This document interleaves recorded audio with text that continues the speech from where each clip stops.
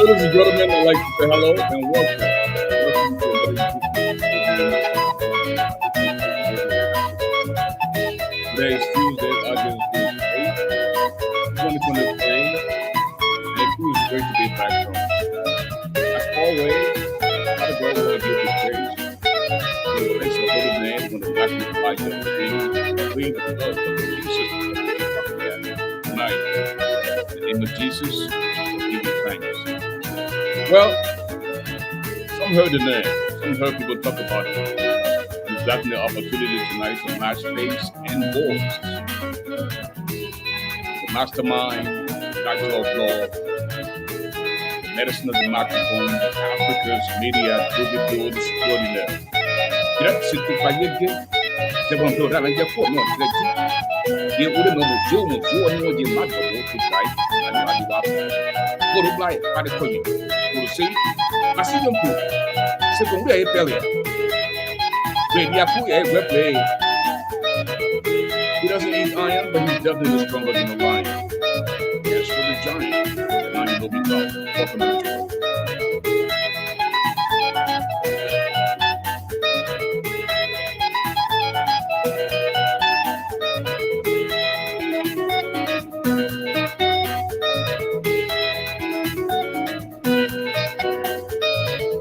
Well, gentlemen, let us begin with the Reverend Idatus Added. We missed you yesterday. Welcome to the show, bro.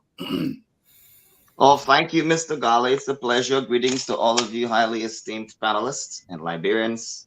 It's a joy to be back once more on the Bridge Radio to serve as a panelist to discuss our issues, solutions to Liberia's problems. Thank you. It's a pleasure being back.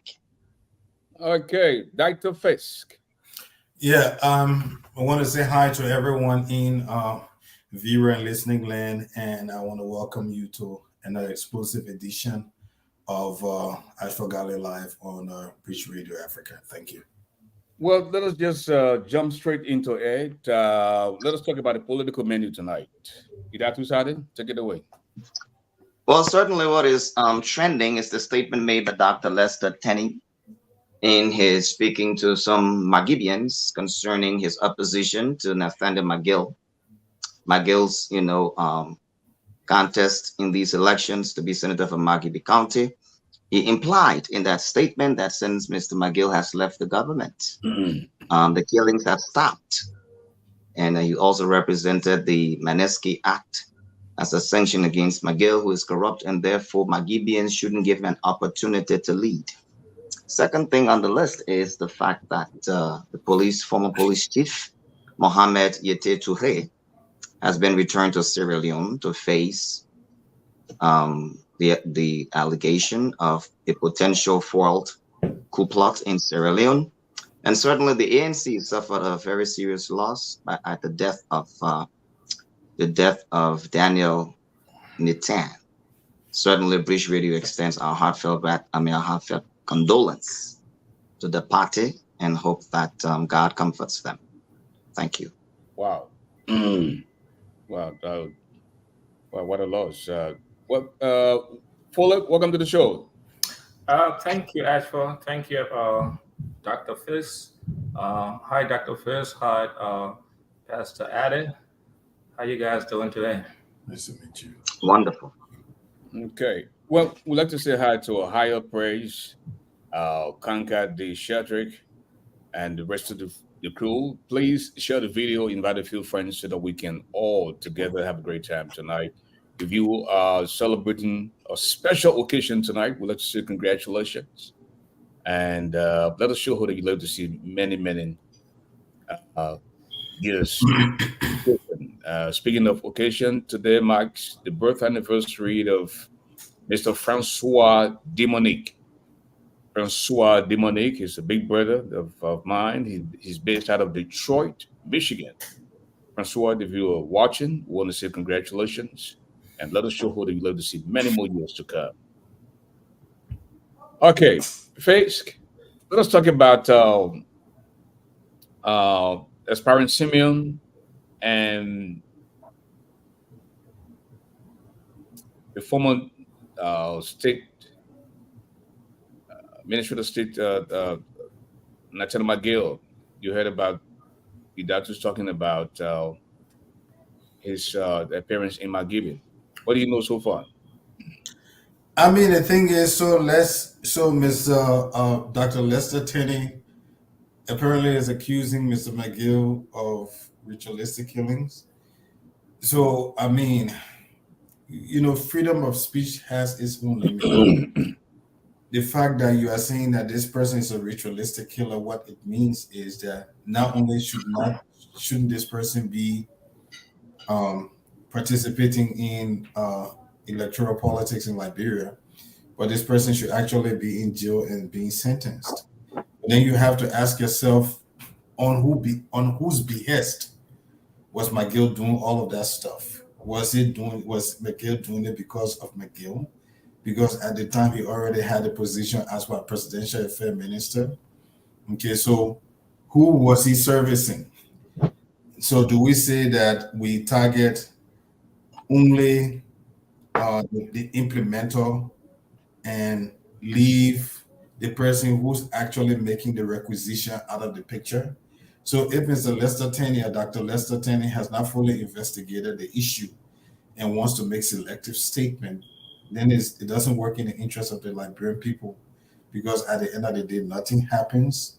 And worst case scenario, I mean, if he's unable, because the burden of proof is upon you. Once you make an allegation against someone, the burden of proof is actually on you to deliver in a court of competent jurisdiction to say, okay, fine, this is what it is. And then, so if Lester is not willing to or doesn't have the capacity to pursue that, then of course, I think he should just be quiet. Fuller? Yeah, I didn't listen to Dr. Lester Tenney's statement, but it's troubling. It's really troubling because to outright accuse someone of ritualistic killing, I don't know what he's talking about, whether it is related to the tip that involves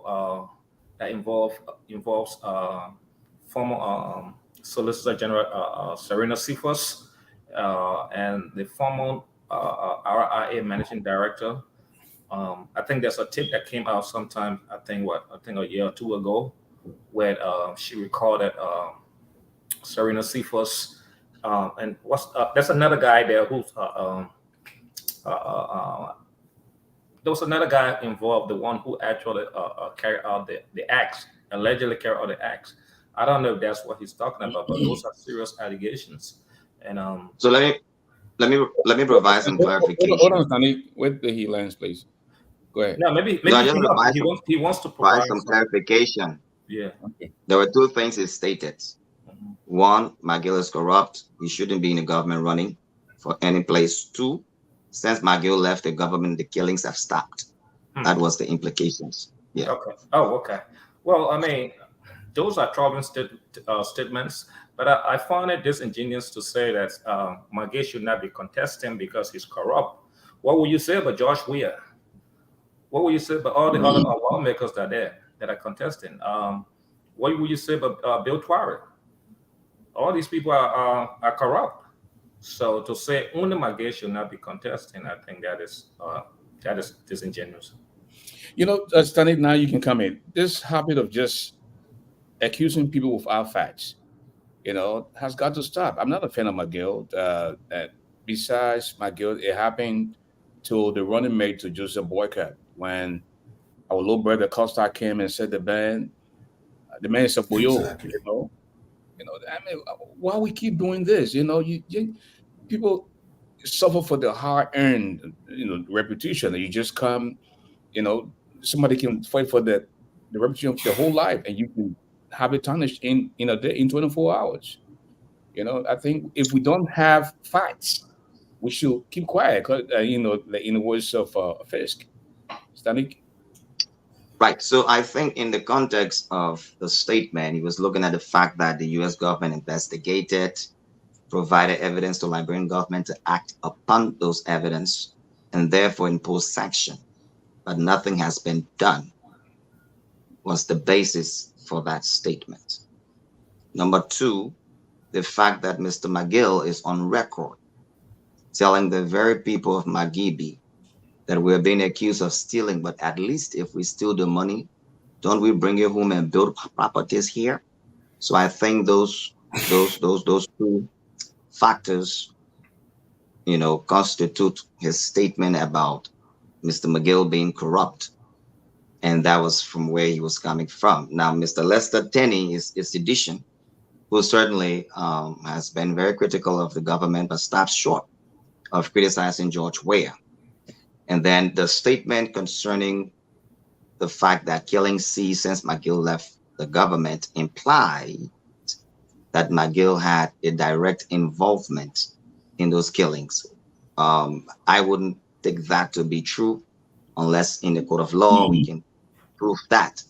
But that being said, it's also a reflection of how citizens are in different ways expressing their dissatisfaction with this administration, but are targeting certain individuals they believe to be responsible for, quote unquote, the downturn of the nation's progress. So that was from that background he was coming with. I mean, are his statements true concerning McGill's involvement in the deaths of these individuals? I doubt it, because it has not been proven in any way, shape, or form in any court of law. But that statement or those statements are also a reflection of what perhaps citizens now know about the government and their involvement in the lack of security around the deaths of Batin Yuswa, Batin Yinswa, Gifte Lama, and the auditors, the young man, my cousin, who killed himself who claimed killed himself in Nima County. Are you talking about the one who shot himself 2 times in the head? Yes, early. On the end, like someone can shoot themselves 2 times in the head, 2 times in the head. Correct. Right. So Lester Tenney is one of those within the hierarchy of CDC, and he made those statements, and to even include the brother of Samuel Tue, who participated in the movement of Batin Yuswa's body, among several other things. So for citizens to start saying these things in elections, that just tells me that these elections are about to become more gutter than we can imagine between surrogates or perhaps the candidates themselves. Dr. Fisk, McGill's involvement in ritualistic killing is something that needs to be proven. But when it comes to corruption, we heard McGill himself on various platforms that, yes, even if we steal the money, we're not taking the money out of the country. We're using the money right here in Liberia and we're giving the money back to you. Where are the auditing firms? Where are the investigative arm in terms of corruption? And this is the man, after being sanctioned, by the U.S. government, is still on the ballot to contest as senator in the country. But listen carefully at McGill's words. Did he say, at least I am bringing my money back to the country? He said, at least we're not taking the money. He said we. He never said I. Mm-hmm. The presidential affairs minister to the president. So when he used the word we, keeping the stolen wealth in the country, who exactly was he implicating? Okay. So that is something we have to consider. Now, another thing we have to consider is this. The U.S. government, its very first priority is to protect the vital interests of the United States of America anyway. Okay? So if it is not within the vital interests of America that there should be chaos in Liberia, in other words, if there's problem with George Weah, then of course they perceive that there will be some chaos in the country. So then they're not investigating Weah doesn't mean that they don't understand that Weah and the entire legislature of Liberia have been institutionally stealing from the Liberian people. No, they know that. Okay, when this fellow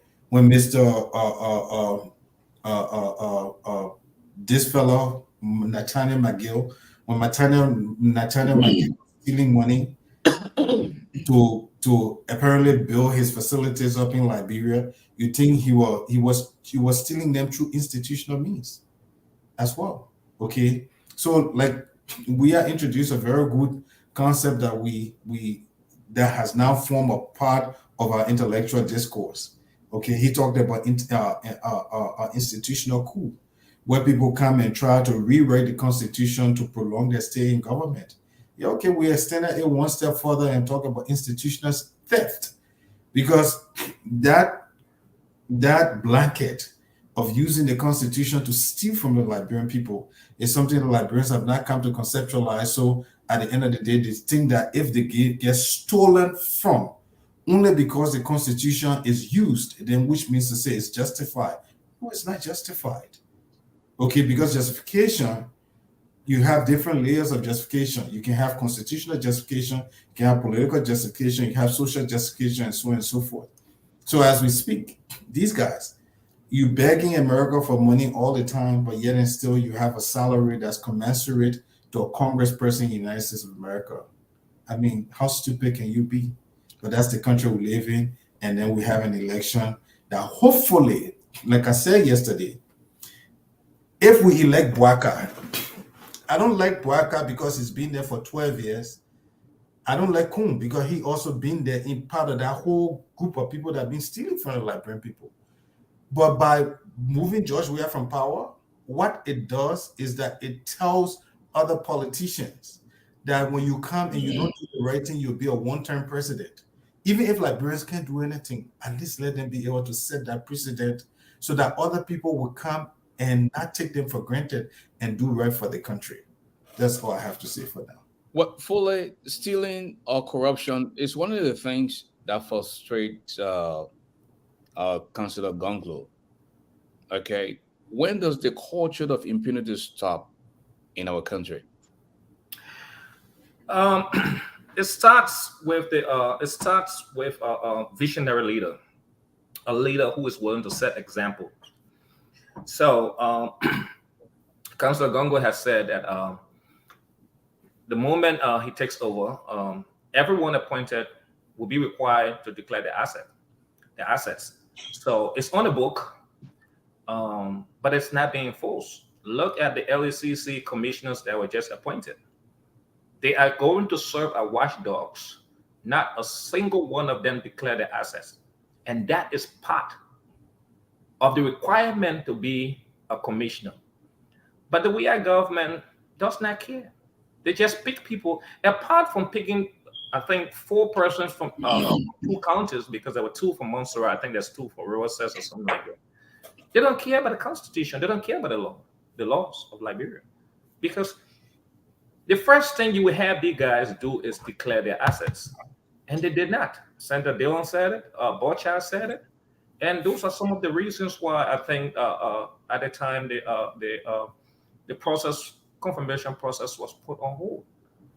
But coming back to, let's come to Councillor Gongo. He said, you will declare your asset, and then there will be quarterly declarations of assets. So after a given point of time, and when certain wealth has been acquired within that cannot be proven, he will have to let you go. You have to let you go. So those are the kinds of leaders you want. You just need a visionary. When people talk about the legislatures, they talk about ministers, they talk about other people. I tell you, because Africa does not have a system. Last night, Dr. Fisk mentioned that in a country where there's a system, it doesn't matter who you put there. You see the United States of America when Donald Trump came. If this country did not have a system, Trump would not have left power. But because it's a system, yeah, regardless of who you put there, they will have to follow that system. So you need a visionary leader. I've always given credit to the late Gerald Rollins, Paul Kagame, and certain other leaders from Africa. So our case in Africa is dedicated because the bus stops with the president. The president is next to God in Africa. If you have a visionary leader who is going to prosecute corruption, you will see everyone else will fall in line. Now, we'll come back to Dr. Tenney's statement. He said, Magay should not contest because since he left, killing stopped and he's corrupt. Samuel took $25 million. He said he took put it in bag and carried on the streets of Monrovia, left the banking sector out. he took it to Monrovia, on the streets of Monrovia to change money. And we all saw the Crow report. There was mismanagement with that money. And you have a lot of them there that, for example, we talk about Waka's VP. It's documented where he used his position of ways and means to siphon more than 900,000, close to $1 million now for personal business in Nima, including the hospital he built. So I mean, I think Lester Tanner issue with McGill might be personal, or just another way some seditionists want to go after him. Well, Idatus, you are on record saying Boycott is in fact the best person ready to lead a country. But critics have said that this is a man who claimed that he squandered opportunities. He was parked, a race car parked for 12 years. And they are saying he was part of the corruption during the Ellen era. Why don't you think the criticism is valid? Well, it's certainly not valid. One thing I find very clear in the personality of Joseph Imam Boyka is a leader who is willing to speak truth to his people and not deceive them. He was able to recognize, which is already in the public domain, that his administration could have done more. And he was honest, humble enough to state that there were opportunities that we could have taken advantage of more had he been president. That's been truthful, that's been humble, and that is absolutely a fair statement. Does government do everything within the allotted time that they lead? No. So there are still more things that government need to do to improve the well-being of the Liberian people. So when he also stated that, listen, I was a parked car, even though I'm a race car, for political purposes and point scoring, that statement was decontextualized. And the reality is he was simply saying, in context of the squandered opportunity, that I, Joseph Imam Boyka, as a person of tested, proven experiences and expertise, would have done more as vice president, yet constrained by the constitutional responsibility of the office. So that was the context of the statement. And when it comes to the issue of Mr. Kuhn, that has been debunked. That report has been debunked. We've debated that on here several times. But that is why Joseph Imam Boyka's vision to stop corruption is found in one of his 6 pillars. In fact, it is the last pillar on there that has to do with anti-corruption. He wants to strengthen the anti-corruption institution. He wants to implement a comprehensive background checks of all government officials, and wants to ensure accountability and transparency in our country as he delivers the vision. He is also interested and concerned about digitizing government services, implementing a zero tolerance policy against corruption. He is looking forward to promoting a very serious ethical leadership in government so that every Liberian can be able to experience the farm mentality that as you invest in your country, you'll be able to reap the shared resources. And then finally, he is looking forward to implementing an international arrangement where stolen assets of government's money can be returned to the nation so that all can benefit from this reality. So he is very strong on anti-corruption. The speculations or the accusations in the court of public opinion that he was corrupt has yet to be proven in any newspaper. In fact, he was accused about the lottery. They did a group of 77 in January 2018. He published a budget of that institution and defy anyone to counter that or look for any audit that will contradict what has been published. So he's very clear. His stance on corruption is very serious. It's a zero tolerance, and we look forward to a wholesome functioning society under Joseph Imam Boyka administration. Dr. Face, what do you make of Idatu's clarification about quote, we squandered opportunities, and I was a race car park for 12 years. Yeah, the thing is, I'm asking myself, where was the car parked? Was it parked in an enclosed garage, or was it parked in a football field? Because mind you know, that race car was getting gas every month. Thank you. For 12 years. Thank you. Okay. How much gas can a car take? what? 30 gallon. So within 1 month time, what needed to move that car, even though the car was stationary, the car was a full tank car. If Yima Bwaka is honest about, oh, we could have done more, the gallons of gas for 12 years, he needs to return it back to the Liberian people. Then we know he's honest about what he want to do. He was packed. But he can't tell anybody that the gas that needed to get his car going that government was giving every month, he was not getting his portion. He was getting his fair share. Which is why the CDC is like, okay, this guy had millions of dollars. Okay, what did he do with the money? I mean, CDC is the wrong party to try to raise an argument against Joseph Boakai, but that credibility becomes a major issue. And then worst case scenario is if say zero tolerance. Taking the word zero to its logical conclusion, what it tells me is that anything that looks like, smells like corruption, Mr. Boakai needs to avoid completely. Mr. Boakai is on Facebook taking picture with Eugene Fagon, the failed Deputy Minister of Information Honor George Weah. Okay, this guy has been a failure, flunky all through the United States.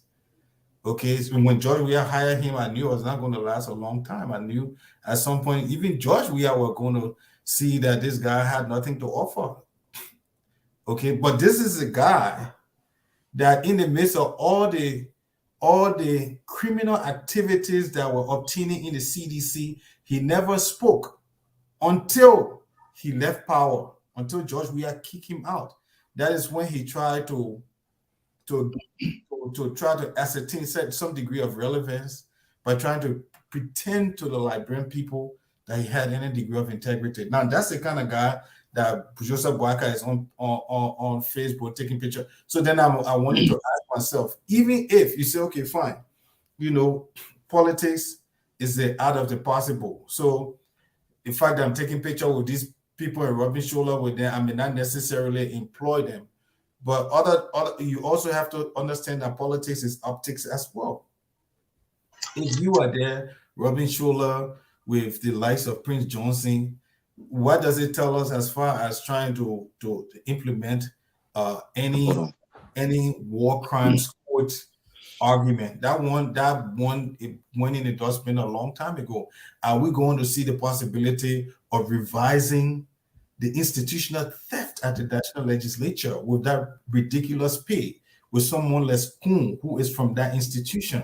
I don't see it. So it's more of the same. You see, so like I said, the best thing that removing George Weah would signal is that Liberian people cannot continue to countenance failures anymore. That's the only thing it's going to do. Well, let us talk about recycled politicians. The worst thing you can do is to return power to somebody who had power or money before, and they would just further enrich themselves. We saw this with George Weah. George Weah became so popular, he made a lot of money when he played professional soccer. Okay, he squandered his wealth. He regained his wealth at the expense of Liberia and the poor Liberian people because of his popularity. Look what we have gotten in return. Joseph Yuma Boakai is asking us to lead the country. Look at the people around him. Well, are we going to say the version of alien supporters that were in government, they enjoyed their own money, and they're somewhere else sitting down now? So those that didn't enjoy, that's on the Boakai side, are behind him now. We have evidence that ex-government officials who are now in the United States, working like all of us, are giving him yellow envelope, hoping that if he becomes the next president, so they can go troop into Liberia now, seeking government jobs. What say you? Actually, I laugh when my good friend and my own pastor That to add said Joseph Barker has said repeatedly that he has zero tolerance for corruption. Now, how can someone tell me they have zero tolerance for corruption, and you, of all the people you can select as vice president, you selected Jeremiah Cohn, who is one of the corruption king Cohns of the legislature? Pastor Ade, I would like for you to read this central report that was conducted and found that Jeremiah Cohn between 2012 to 2021 allocated over $1 million for his privately owned hospital, Esther and Geraldine Hospital in Nema County. So, I mean, this report has been there. Barker knows that this man is corrupt. Very, very corrupt. He's not just corrupt, but very, very corrupt. In fact, the report went on to name Sir Joseph, Sir Joseph and another person who actually ran this, I call it syndicate or what, cartel. They ran this cartel and all they did was enrich themselves. And you say you have zero tolerance for corruption? No, that's not someone. That's someone who's faking it. Now let me come to the old car. For 12 years, he was getting paid. I understand vice president's position, the vice president position in Africa, in most countries, are ceremonious, but your influence can have a lot of things done. Look at the Lo-Fi Rice Project. If I was the sitting vice president and that Lo-Fi Rice Project that was started by, funded by the Libyans, when the Libyans could not fund that project, given that's my hometown, I would have done everything in my power as sitting vice president to ensure that project continued. Those people brought state-of-the-art equipments, and most of the equipments they brought were American-made equipments. Those equipments are sitting in Lo-Fi today. That is something that could have benefited the entire Lo-Fi County. Where's the influence? He could have worked to ensure that project continued after the Libyans stopped funding. But no, it seems like if it's not my personal thing, I'm not gonna push it. Because I, as a sitting vice president, would have pushed that project, would have stuck in the ears of the president and used my office to look for donors, for fundings. Even if the government could not fund that, I would have looked for funding to have that project go. You know, rice is our staple food. Thank you. What else? Idatus, when you talk about being clean, when you talk about integrity, you should look, smell, and act as if integrity is involved. You should surround yourself with people who have integrity. Let us talk about corruption King Kong, for example. Ellis Tyler, the former Speaker of the Republic of Liberia. He built this hotel, as the Liberia standard, a 5-star hotel. Within months, the hotel was paid off. He's contesting now in bombing as senator. It is alleged that your standard bearer has asked members of the Unity Party not to contest against Ellis Tyler. They want him to be the lone guy in bombing. Ellis Tyler, you remember when we have Big Ball 1, Big Ball 2, they were all part of the Booker's concession agreement in that country. Then you can add to what Fakes and Foley said. Come on. Right. So what I'm hearing is corruption by association indicates that you're also corrupt. By that logic, let's be very clear. If corruption by association indicates that you are corrupt, then the political parties or candidates who are running have had association with Madam Ellen Johnson Sirleaf under the administration. Tiawan Gonglo worked as I believe labor minister and then justice. All right. Alexander Cummings is being touted for his association with her. Does that mean he's corrupt? So when we were making this argument, guilt by association, then specificities are required. This entire report that my brother Fotis cited that came up did not take into account when he turned the hospital over to the Liberian government. In fact, in 2015, he asked Madame Sirleaf to have this hospital turned over. And Madame Sirleaf stated very clearly that she didn't have the financial capacity. Government did not have that capacity to sustain the hospital full time. However, they would assist him with fuel. So the documentation was notarized in 2020 regarding the transfer of the hospital to government's control, which government has been funding. And hence, this entire report did not consider that reality. This entire director who published that report worked very closely with Joe Howard Taylor, and he was on Spoon Network. He was encouraged to come and debate the issue concerning his report, something he hasn't done. But the fact that one wants to argue that he's gotten 1 point some million for X number of years, look at the budget of the vice president and what it was responsible for to do every year, and then do the math. So those are statements in the public opinion that has been debunked. We have publicly stated if there are any record of corruption that has been audited and associated with the Honorable Joseph Imam Boyka, the ambassador, bring it forward.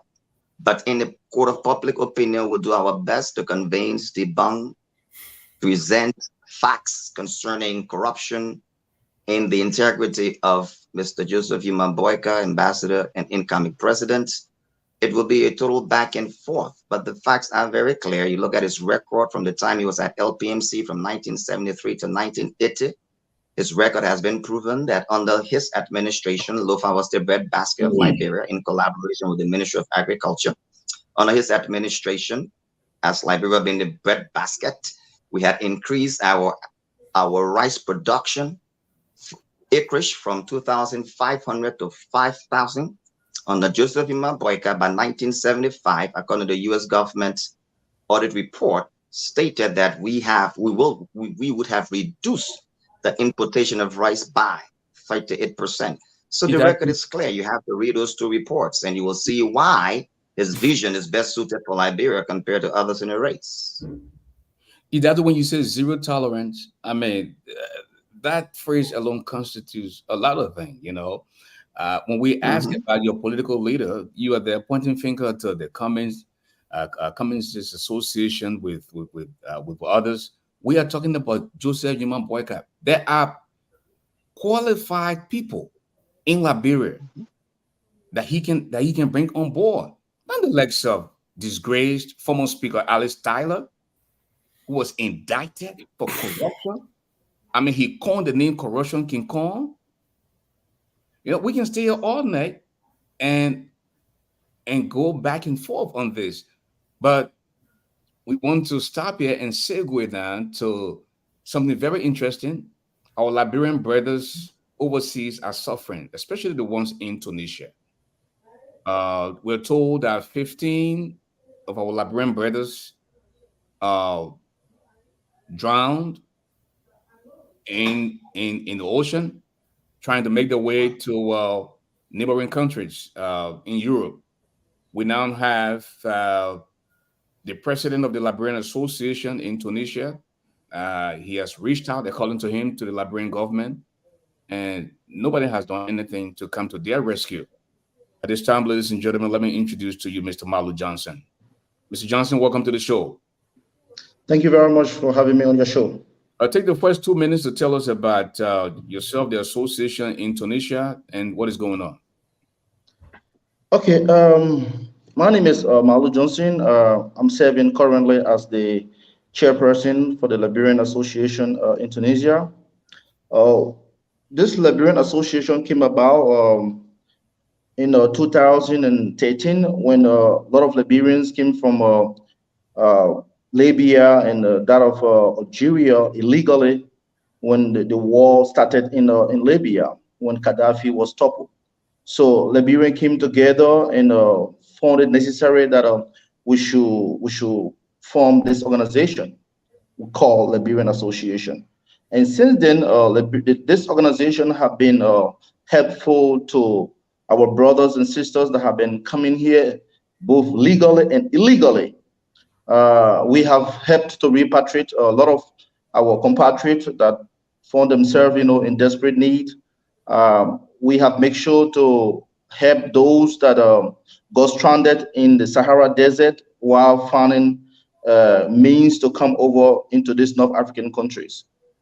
Because we don't have an embassy in this country. The Liberian embassy that was allocated in Libya, Tripoli, was responsible, that was overseeing the day-to-day activities of Liberians in Tunisia. But since Gaddafi government was toppled, the Liberian embassy closed activities, and only the embassy that is in Morocco that is responsible for us that are in Tunisia. But the embassy have no resources, to meet up to us. So it is only this organization that's serving more or like as an umbrella, to help our brothers and sisters in this country. So tell us, what brings you to Bridge Radio Africa tonight? What is going on? What do you want the government of Liberia to do? According to you, you've asked the government officials in that country. You've reached out to the Foreign Affairs Ministry, and you also reached out to neighboring embassies around Tunisia. What have happened so far, and what are the present issues now? Okay, let me start by saying that this going February, I think it was even on the international media when the president of Tunisia said that the sub-Saharan Africans are coming into this country more or like to change the demography of the Tunisian country.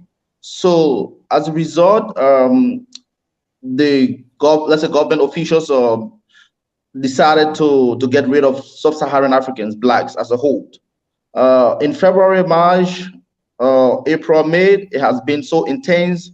I think BBC, CNN, and other channels carry the news where a lot of sub-Saharan Africans were raped, women and children, were beaten on the street.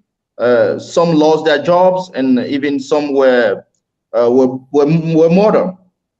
Just recently, last month, on the 26th of July, a lot of blacks, let's just say sub-Saharan Africans, were expelled, sent to the border between Libya and that of Tunisia. And we decided to get in touch with our embassy in Morocco. I personally flew. I went over there and I spoke with them. They said they were going to see how they could talk with the foreign ministry to come to the aid of Liberians, because at the time we registered about 513 Liberians that were on the territory of Tunisia, and since then, we have never heard a word from them. Tell us about the August 5th incident. Okay, August 5th, we had like 15 Liberians that are from reliable sources. 15 Liberians were on different boats heading to Lampedusa. That is a coastal island of Italy. And since on the 5th of August till now, we haven't heard from them. So presumably they are, I don't know, they may be dead. Dr. Fisk? So these guys went to, these guys allowed themselves to they were going into the country illegally. And I seem to be corrected. I know that when they enter to those countries, they have to be processed and all that kind of stuff. I don't know whether they have access to money to be able to make calls and the rest of it. But what I also do know is that if there was an incident in which you have up to 10, 15, 20 people die on the sea, the Mediterranean, usually those kinds of incidents are reported. So when it comes to the death of somebody or a group of persons, a group of Liberians, I would rather not, especially for my training as a reporter in the past, I would rather not speculate. until we can establish as a matter of fact that indeed those people drowned and are deceased. Okay, because then it puts into place another level, another process of mechanism of how do you repatriate the body and all that kind of stuff. So that enters into the picture. So until we can establish that, let's speak to what we know. And what we know is that the reasons why Liberians are scattered in the diaspora, not meaning Western countries, to me, even across Africa, you have a lot of Liberians in Ghana, have a lot of Liberians in Nigeria that are refusing to come back, have a lot of Liberians from Morocco, Tunisia, and the rest of it. Okay. Now we need to ask ourselves as a country, why is it Liberians are refusing to come back? Like other Africans that leave their country, they're all leaving for greener pastures. Why can't we understand that? And why can't we resolve that? And one of the resolutions I've always talked about on this show is the creation of job opportunities for people in their own country. If you're traveling to Europe, you go to Europe. Where you go? What kind of job you going to do there? People in America, you come in America, you get master's degree, the best. They start you off with because they question your education is maybe to clean somebody's butt. Okay, let alone somebody who may not have sufficient education going to Europe where you already have a language barrier. It becomes almost a double to triple a challenge that you have to deal with. So why suffer all of those indignities when it is possible that government, having the greatest capacity in terms of assets, has the ability to create factory jobs? Because these people, mind you, they are traveling abroad to work in factories. Why can't build the same factories in Africa and let the people stay in Africa and go and get jobs right in Africa? But then they say there's some kind of theory out there that says that government cannot be involved in public sector job creation, when in fact most of Europe and even United States of America, public sector job creation, like right now in America, building of roads and the rest of it, is a way of trying to gin up the economy, get people to work, create responsible citizens. Like we had somebody last night talking about how George Weah West building homes for people. Should we be having people building homes for people, or people being given jobs for them to build their own homes and live with a sense of dignity? Should we be paying people WIAC fees? Shouldn't parents be having jobs so that they pay their own children WIAC fees? Shouldn't we be getting away from a system of patronage in the 21st century? These are all the kind of issues that are causing these kinds of problems, my brother. So let us look at what we have for now. Let's not speculate and discuss the fact of why people are in the diaspora and have remained in the diaspora and don't want to come back, and see, are we having politicians now speaking to that issue in a realistic manner? Or do we have people who are just talking about how to create jobs for themselves, how to just be elected, because that's all it seemed to be? I understand your frustration, Dr. Fisk, but the question here now is, this man has come to us to create awareness about our suffering brothers and sisters in that part of the world. What will be your question to him, or what can we do to get the government of Liberia involved to come to their rescue? But the thing is, you have to understand that this Tunisia is a sliver of a bigger problem. You have, the other day I was watching on Facebook, thousands of Liberians, the Ghanaian government systematically threatening to repatriate them to Liberia. So this is not just a Liberians in Tunisia problem, it's bigger than that.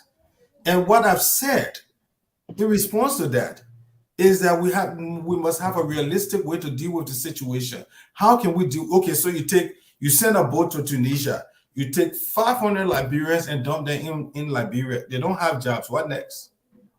You see what I'm saying? So no, I've addressed the problem. What I've said is that the reason why these guys are in the diaspora is that they are seeking greener pastures. Okay, and the best place you can seek greener pasture is in your own country. That is, if your government, instead of trying to go after things that make no sense, say, oh, the greatest problem in Liberia is reconciliation. No, it's creation of jobs. so that people like this don't have to be in Tunisia and suffer the indignities. People don't have to be stuck up in Libya. These Arab people are not better than us, but because people don't have jobs in their own country, that's why they are there. You think the people want to be staying in Tunisia? Nobody wants to be in Tunisia and Libya. That's Arab culture is so far apart from what we do in Liberia. But they have to be there because they have families back home. Somebody want to go into Lampedusa because they wanted to think it's better going to Europe, not knowing you go to Europe, you're going to pick apple, you go in the apple factory or stuff like that. So yes, I've addressed the problem because why? The realistic solution is that you create the conditions for people to return home. And what is the condition for people to return home? Jobs. Create jobs, people will come back home. Fully. Yeah. So what I'm hearing is that as for I would I understand what Dr. Fist and what the brother has said. One thing is, I think the first thing is, if these people are Liberians in Tunisia are facing hardship or they want to repatriate the bodies, or the Liberians are facing hardship, I think the government should step in and help. They are Liberians, whether they are jobs in Liberia or not. The government should help to repatriate them to Liberia. We have to understand why these people are leaving Liberia. I was in Liberia 2015. I went 2017. I went 2021. And I will tell you there's a stark difference between 2015, 2017, and 2021. 2021, Liberia seemed like almost like wartime. Bullets are not flying. People are you can walk out and buy things, but the crime rate is so high. Money is scarce. The hardship is extremely hard. So every young person in Liberia today wants to leave Liberia because of the condition in Liberia. So I cannot blame them for trying to leave Liberia. The condition in Liberia has the current government and lots of African governments, because of corruption, they have created a condition where the citizens want to leave. The only thing I can say to Liberians is, look, out there, we have seen many incidents of boats boat capsizing and people getting drowned. I would tell Liberians to find other means. But leaving Liberia, these people are looking for opportunities. I would tell you, actually, I was in Liberia. At the time I was in Liberia, I was making something at that time for the Liberian standard.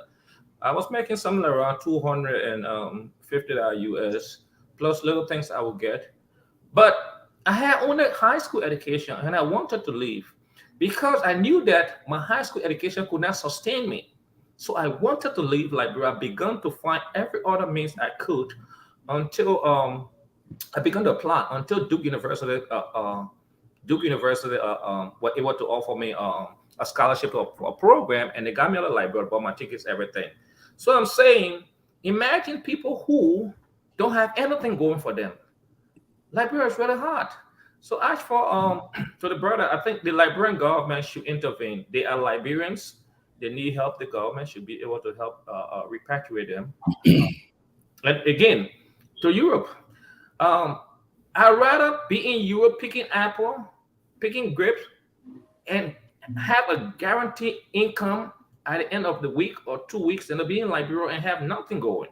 Exactly. Because it is our brothers and sisters want to come home, but what are they coming home to?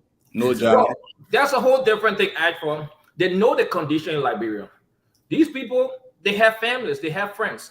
At least they will have somewhere to lay their head. Like we said, the issue in Tunisia, those Arab countries, they don't, the Arab people don't look at English speaking people, especially dark skin color people. They treat them beneath them. Let them come home. That should not be the government priority. The government's priority. Let the government bring them home. They will find means. Thank you. Let me go to Idatus now.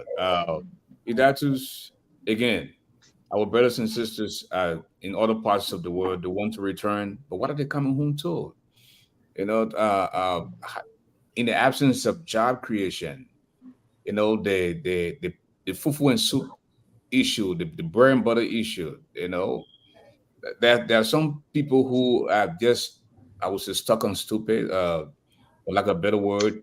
the sycophant and the hypocrites who claim that Liberia is by far better now on the George Weah. I don't know what they've been smoking. Stanik? Yes, and certainly, I'm sure the ambassador, if listening, expresses his heartfelt condolence to the plight of Liberians abroad who are struggling to find greener pasture. And all of this happens to be a reality that they cannot manage under this current administration, who has failed us miserably, consistent with the heightened poverty that we have, and thus Liberians are traveling. So I believe government of Liberia should do everything it can in its capacity to help repatriate our brothers and sisters home. You know, it's better to be home than somewhere else where you're not respected or treated well.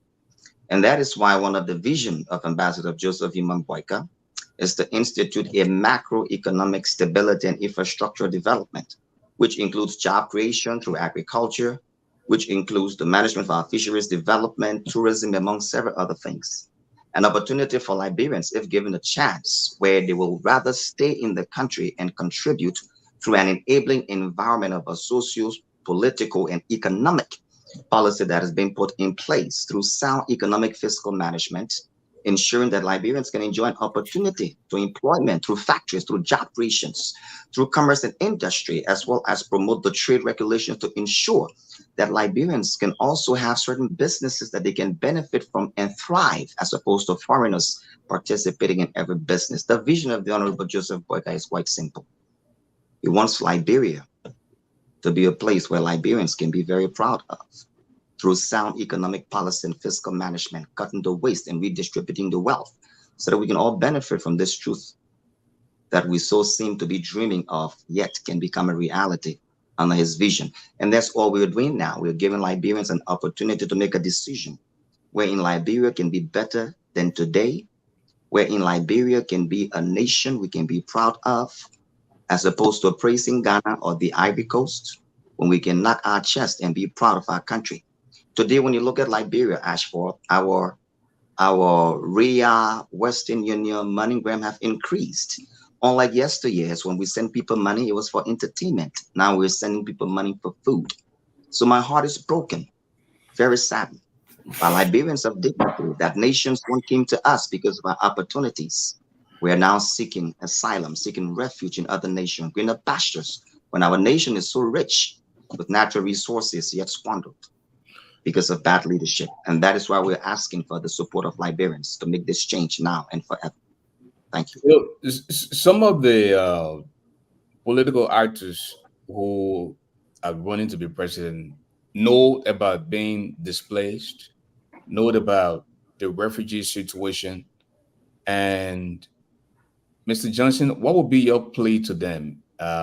Besides the president of Liberia, we have Joseph Boyka, we have Clarence Mondenberg, we have Madame Cyril Beslo Yenti, she's in the race, I'm told. And we also have Councillor Tion Gonglo and Alexander Cummings. So I will bring you in to ask for your plea, then we'll take our plea to the telephone line so that the viewers and listeners can have their say. Okay. First of all, we have to understand that hundreds of thousands of people flee their homes, countries every year to escape conflict and poverty. Liberia is not an exception to that. Many are willing to take desperate measures in the hope of finding a better life. And transnational organized crime groups know this and take advantage of people's desperation. So as a result, what they do, they facilitate the passage of migrants with little or no regards for their safety and well-being. Okay, in knowing that, many of our brothers and sisters are lured with an illusion that they are coming to Europe, going to other countries, to find a better life, as to how they can help their families. And knowing fully well that in this coming October, Liberians are going to the poll to elect a president. I just want to use this opportunity to talk to, first of all, the foreign minister, those that are in the foreign ministry to see how they can come to the aid of these Liberians that found themselves, stranded in these countries. We have ROM that's willing to repatriate Liberians. But then on many occasions, we contact our ambassadors in Morocco, and they just keep telling us to wait. So we have to understand that these Liberians are part of Liberia. I mean, they came from their country, coming to the country to see how best they can help themselves, to help their families back home. So if they found themselves in these kind of desperate situations, in these dire needs, I think it is time for those that are in power to understand that they need their authority to come to their assistance. They want to go back home, but how are they going back home? Thank you. How are they going back home? This is the question that we are asking. If an environment is well established, for job opportunities that will be created, many of them that are here, they have spent like 4, 5 years, 7 years, they have learned trade. They want to go back home and contribute. They don't just want to be as a liability to the society. They want to be contributors. They want to be, they want to contribute to the development of the nation. But if there are no jobs, how are they going to start? Yeah. Thank you. Thank you, sir. Again, thanks for coming. Folks, at this time, we want to go to the telephone line. The number to call is 267-248-5295. 267-248-5295. And as we wait for folks to begin calling, I'm pretty sure Dr. Fisk touched on something very important, job creation. And according to Samuel Toure, I think within 5.5 years, Joshua created how many jobs? 20,000 jobs out of 5 million people, Dr. Fisk? I mean, it's not sustainable. It's ridiculous. Okay, so the thing is, we have to understand what is the biggest potential industry that we could create in Liberia. That we have to think out of the box as a nation. Once upon a time, in the United States of America, there was no homeland security. Okay, but when terrorists attacked this country, people put their minds together and said we need to establish this institution. I don't know what's wrong with the black mind, that they will say, oh, well, there's this theory out there that say government can't get involved when there's a desperate need for government to create jobs for people. I don't get that. It's a complete insult to our intelligence as black people that we say we can't create jobs for people because some kind of theory say it can't happen. Seriously. I mean, it's appalling. It's ridiculous, it's stupid, it's just black. I'm sorry to sound racist, but we are the only group of people that will always look at other things and just impose it on ourselves, create reasons, find excuses for not doing the right thing for our own kind. It's sick, but that's the reality. Look at what this guy is talking about. You think right now, I ask him right now, if you take a ship and put it to the pier in Tunisia, how many of those Liberians were going to get on that ship despite the hardship in Tunisia? Maybe none. Because the next question, what are the incentives? Okay, which is what he just said. And that's being realistic. The first law of nature is the law of self-preservation. Okay, if you don't understand that as a leader, there's no reason why you should be a leader for any group of people. Because if you don't understand that people need to survive, then you don't need to be. If you see, so Liberians are shooting themselves in the foot by electing these people who don't know. It's not, look, George Weah understands that people that were put on the field to play alongside him, you didn't have people voting for him. You didn't have people voting for them to go play against him. Okay? So people need to understand that people need to have certain level of understanding, certain level of empathy. Okay? then you give them leadership, because you know what? They will deliver on behalf of the people. But if you listen to the CDC and most of these people, all they talk about is we're going to win, we're going to get votes. What does it tell you? As far as they are concerned, it's all about them and nothing pertaining to the people. And that's sick and sad. Thank you, Fisk. As we go to the line now, we have a Minnesota number. The last 4 digits of your number is 7242. Please tell us your name. How you doing, Mr. Garley? This is Elvis from Minnesota. Welcome to the show, bro. 1 minute. Go ahead. Thank you. Yeah, quickly. I just want to say, that the issue in Tunisia is tragic. And I think we all sympathize with our brothers and sisters there. But it's not unique to Liberians. We have countries who we consider to be more developed than us. People from Nigeria flocking to Italy looking for greener pasture. People from Ghana. So it's not only Liberians going there. Even countries that are quote unquote doing better than us, there are people from that country that's going to these countries, risking their lives to go there. And when people say things were better before George, what were the industries that had jobs, that had opportunities for Liberians before President Weah came?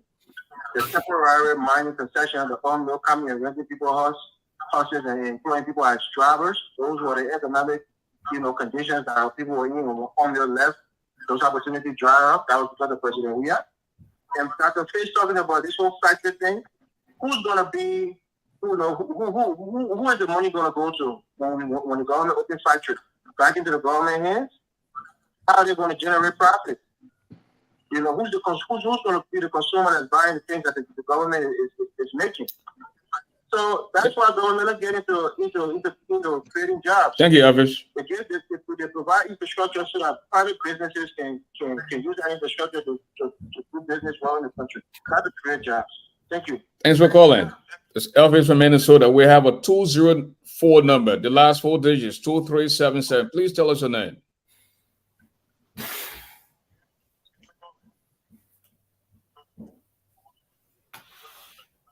Please do not listen to your money there. My name is I'm calling from Canada. Go ahead. I got one of my comrades. Yeah, comrade is on the show, so I like to follow the show a lot. Yeah, as for job creation, Will you please turn down the volume of your monitor? Hello? Going outside of the country is to create jobs. We have land, we have. Turn your receiver off and listen to the phone. We can employ people, export the food, we reduce the cost of our. Yeah, listen to the phone. Yeah. Go ahead. We can create a lot of jobs by employing our people in the agriculture sector. We take the food and export the food to the U.S. and then generate more income. Part our input budget, importing food, we can cut it down. It's another way of generating income. So I think the major crux of the matter is creating jobs in Liberia. As an economy, I believe we have the potential to create more jobs. We have the propensity to create more jobs because we have the land, we have the natural resources, but we are not very keen in doing so because of corruption. So we should be able to elect leaders. Election is very consequential. We should typically elect our leader this time around so Thank that you. we can have the opportunity to change the direction of our country. If we make the same mistakes Thank you, sir. that we've been making over the years, you say my father, you say my mom, I will vote for you. We will send our brother backward. Thanks for calling. We should be critical in choosing our leader. Thank you very much. And thanks for being a fan of the show as well. We have the law enforcement consultant, Mr. Herbert Frisk. Welcome to the show.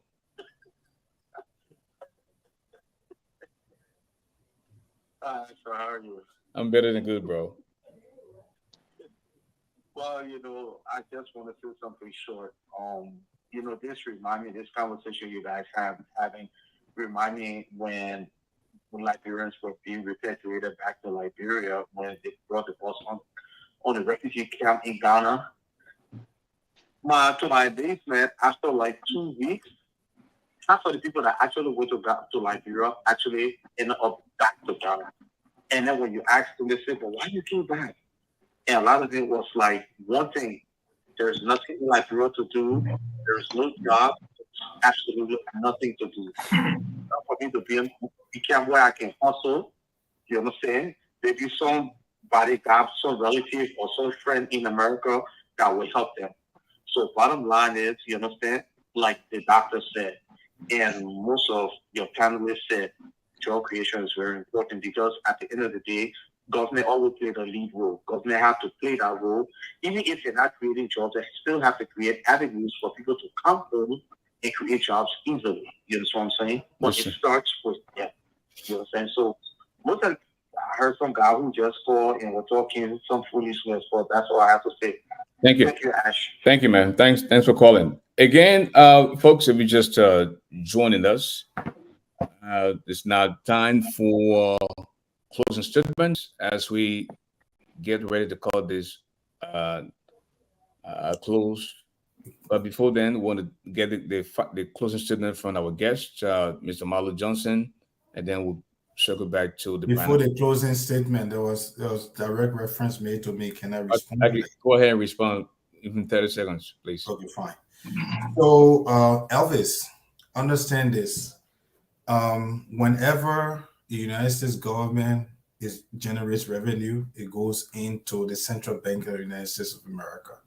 Okay, so if the government of Liberia is able to construct factories across that country, the money is going to go into the Central Bank of Liberia, and that money can now be redirected towards the construction of roads and other stuff in the country. Do a simple math. Everybody who's watching this show tonight, let's assume that on average, a Liberian family is eating 2 bags of rice a month. And let's put it at $25. So that's $50 a month. $50 a month over a 12-month period, that's how much? That's $600. Liberia has a population of 5 million. Let's assume that out of the 5 million, the adult population of Liberia is like 3 million. Times 600 times $3 million. And tell me what you're going to get and help me understand which international organization, which international country is going to give that money to Liberia on an annual basis for its development other than Liberians putting that money together by their own initiative. That's innovation. Without vision, the people perish. That's my response to you. Thank you. Thank you, Faith. Mr. Johnson, your closing statement, please. Okay. Let me start by saying this. When the Tunisian president decided to get rid of sub-Saharan Africans into this country, Guinea was the first country that sent a military jet to come and pick up its citizens from Tunisia. Ivory Coast followed the Guinean government, and other countries in West Africa followed the suit. But then Liberia nowhere to be found to come for its citizens. While we have about 513 Liberians here stranded, women and children. We call on the foreign minister to come to the aid of Liberians. They couldn't come to us. So why are we saying we are following America pattern when America always takes its citizens to consideration? But Liberia is not the case. So what country are we having? And I do believe that Liberia have the natural resources that can help mold the minds of its citizens and can even help for its citizens to live a very conducive life. But what are the leaders are doing for these people? Will we continue to see our brothers and sisters passing through the Sahara Desert, dying every day? Will we continue to see our brothers and sisters going through the Mediterranean Sea to die on the sea? While we are there living luxurious lives in our homes in Liberia, calling ourselves as government officials, calling ourselves as representatives, calling ourselves as senators or presidents, we have to do something about this. We have to do something about it, and we have to create awareness that people, Liberians that are leaving Liberia, coming out, they need to go back home. And the Liberian government need to create an atmosphere for peace and security, so that when those people are going back home, they will go in peace and they will live peacefully. Thank you very much. Thank you, and thanks for comment. Okay, keep us posted as you guys try to resolve the issues with, in fact, the government of Liberia as well. So, it's a statement, Mr. Foley.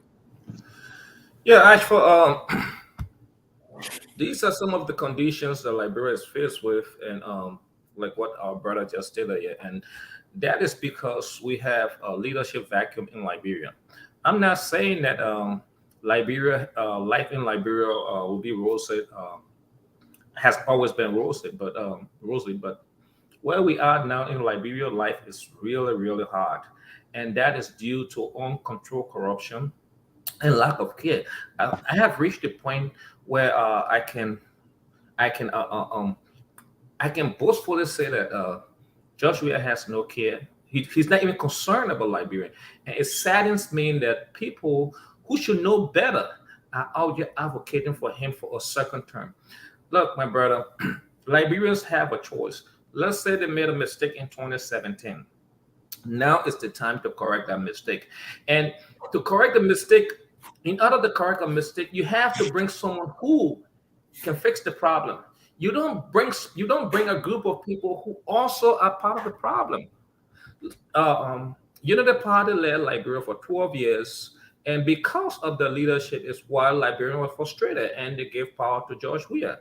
Do we take Unity Party and give them power again? No. So at this time, Liberians should be bold. They should be bold to understand that, look, CDC and Unity Party should not be an option for second round. You have Councillor Gongo, you have Cummings, you have other people there, but you want to go for someone with a proven track record.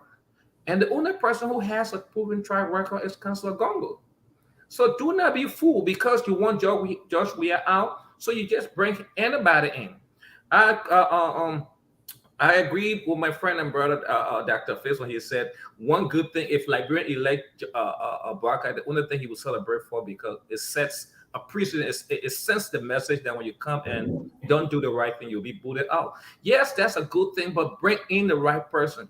You don't bring in a party that has ruled the country for 12 years, squandered the resources, and you turn around and take power from another group of corrupt individuals and give it to the old people. Gongo is the only choice it's the best choice you have now to rescue Liberia. Please, Liberians, don't go with this thing. We just want to get Joshua out. I have said it over and over again. I don't believe that Omen Bwaka can even govern Liberia. So don't give United Party another chance. Please, I'm begging you. Look at Councillor Gongo, who has the proven track record. Thank you. Thank you. Idatu Zade?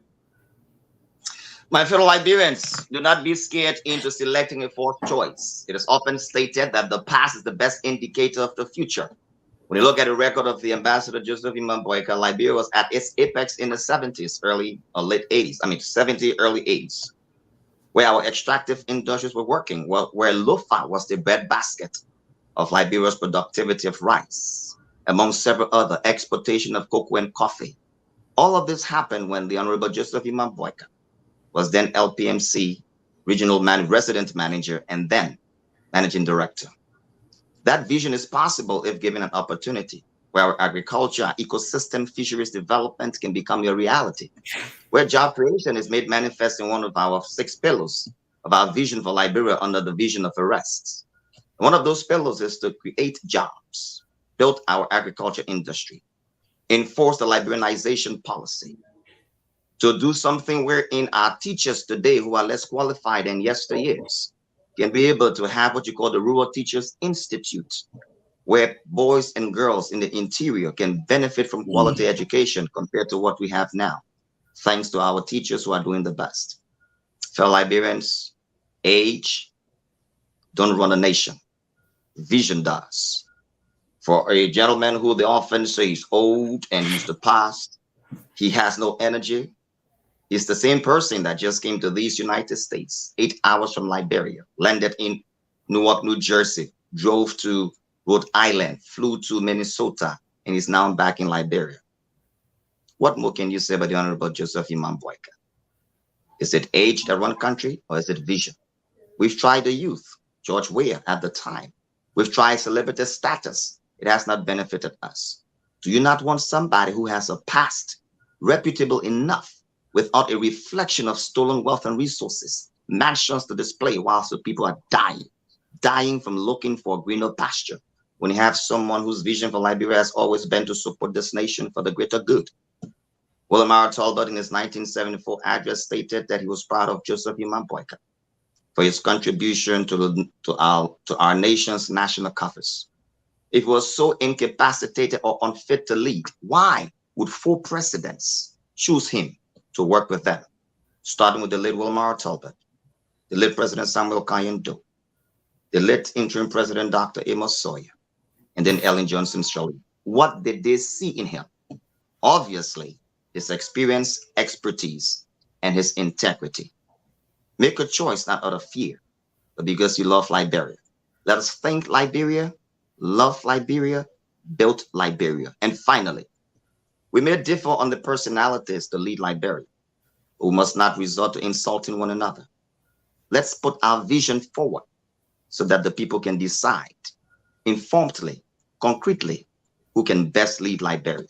I empathize with the frustration of where we find ourselves as a nation, but the truth remains, we are all Liberians, just on different sides per the personality and vision we espouse. God bless you. I look forward to seeing all of you, hopefully, when God provides us that leader that is best suited for Liberia. God bless you. Dr. Fisk, in your closing tonight, I want you to speak, look in the eyes of these politicians, those that intend to lead Liberia in the next few days as we approach these elections. Tell them about the importance of job creation. Tell them about the importance of bread and butter issue. You live in Phoenix. We are in PA, Philadelphia.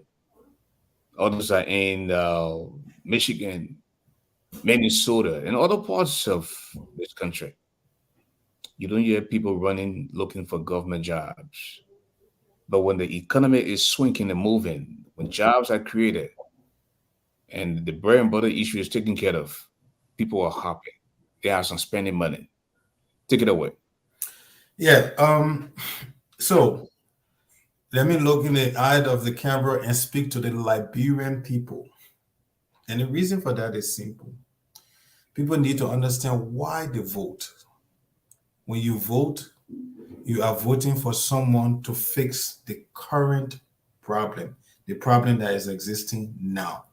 That's the only reason you are putting people into office. Whatsoever happened in the past is the past. That's why we are, and the people that support we are very dangerous for Liberia. Because every time you talk to people that are aligned with we are in any shape or form, they always tell you, but what about the past? No, that's not why elections are held. Elections are held because people realize that the past is messed up and they want to fix the future. If after 6 years we did not understand that, there is no reason under heaven you should give we another 6 years. What should we be looking for as far as a future representation of Liberia is concerned? Let us make sure that the structures to protect the citizens from these greedy and leeches that call themselves politicians will be fixed. Even if it calls for a referendum. Once upon a time in Africa, Africans got together and threw away the colonial yoke through a process of decolonization all across the continent. I think at this time is very critical. That's what Africa needs. Because the spirits of Africans who continue to try to cross the Mediterranean to look for jobs that can easily be created in Africa if Africans were not selfish. It cries for justice. Look at Dubai. Look at Nigeria. Nigeria got more oil than Dubai. Most people don't know that. But when you look at Nigeria versus Dubai, the verdict is out there. Why can't we do things as Africans to benefit ourselves? Let's talk about Joseph Boakai. The pastor just mentioned that Joseph Boakai oversaw the agriculture, the agriculture in cocoa production. How many Liberians were drinking coffee? There was an opportunity, there was a missed opportunity to create factories to harness the production of rice in the country. Liberia don't have an agriculture problem. Liberia don't have a rain problem. Liberia don't have a problem with fertile soil. What Liberia lacks are factories. So when Joseph Boakai tell you that, oh, agriculture, it tells you he hasn't gotten it yet. And that is the problem with us. Because we are not allowing ourselves to understand what these people represent. And all we want to look at are short-term gains. And we are then misusing our votes. Because for some reason, Liberians have this mentality that we're going to have a president, but the U.S. government is going to build Liberia. No U.S. government building Liberia. It's our own ability to be accountable to ourselves is what is going to build our country. Because the politicians are rogues. They are institutional thieves that need to be taken out. And that's the challenge for the nation, to put those people out and create a future for themselves. Create a future of job opportunity. Factories all across that country that will create thousands of jobs. You can't say you're a poor country, but yet you are importing thousands and thousands of hectares of rice from India and China. In other words, you are supporting the industry, the economy of those countries, but yet and still you are saying you are poor. You're not poor, you're stupid. Let's not be stupid. Let's be sensible. Let's do the right thing for ourselves, because we need to move forward. We need to be competitive in the 21st century. I thank you.